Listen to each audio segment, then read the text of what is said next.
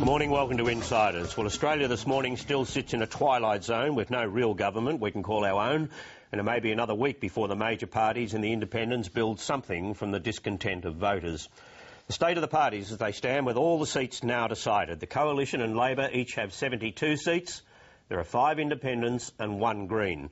Now, that's counting the WA National as an independent. He wants to be regarded as a crossbencher, not an automatic coalitionist. But if you nevertheless give Tony Crook to the Coalition and Adam Bandt to Labor, still deadlocked, 73 all. So still the genuine independents call the shots. So it's no longer about 14 million Australians, it's down to just 4 of them. And the major parties are desperately trying to impress. But it's not easy when Labor is barely suppressing an ugly analysis of what went wrong last Saturday, and the Liberals are behaving as if their coalition partner doesn't exist.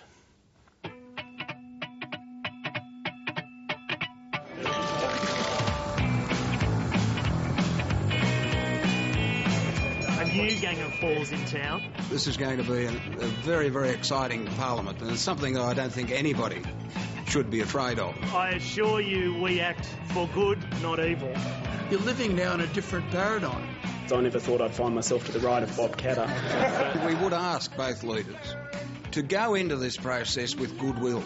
I've bought and sold cattle for a large portion of my life, and I'd like to think I could drive a deal. I'm not interested in having a parliament for 3 weeks. When I start negotiating, I'll give each party a fair go and hear what they've got to say. Think about you, you think about me. Think about you, don't get the beat. Something tells me that there will be no shortage of analysis of the election campaign that's been. What did you expect? Labor's campaign in its first week and a half, first few weeks, was let's be blunt, it was atrocious. They want to see us do better. The voters on Saturday didn't buy it. They didn't buy the flakery and fakery of Mr Bitar and his colleague Senator Arbib. Mark Arbib was to be on our panel tonight, but the Prime Minister has ordered him not to appear. This is not a time for introspection. Particularly given the civil war which has now broken out inside the Labor Party. It looks bad for him because he wanted to come. If Mark Arbib was here, I can tell you what he'd be saying. He'd be saying it was all Anna Bligh's fault. It was the leaks in the second week that did it.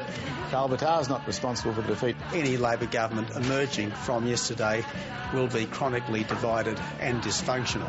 I'm sure I'll read a million words in the pages of our newspapers. I'm digging today on the cloudless day. 3, 4 might be.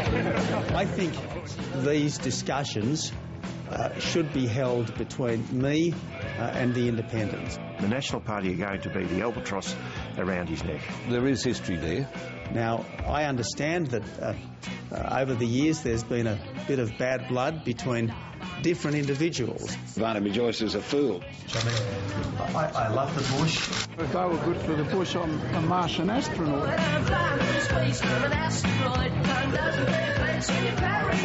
We need to establish where the budget bottom line is. We're seeking all information available. The public service is not in the same position vis-a-vis opposition policies to provide advice and insight as it is to provide advice and insight on government policies. Why would we submit ourselves to putting in costings when there's a cloud over the integrity of the process? So put that in your pipe and smoke it. Every person in Australia at the present moment believes that he's got something to hide. I'd suggest that Mr Abbott might like to change his mind on that.